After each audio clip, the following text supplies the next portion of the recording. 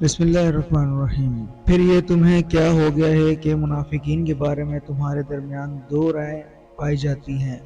حالانکہ جو برائیاں انہوں نے کمائی ہیں ان کی بدولت اللہ انہیں الٹا پھیر چکا ہے۔ کیا تم چاہتے ہو کہ جسے اللہ نے ہدایت نہیں بخشی اسے تم ہدایت بخش دو؟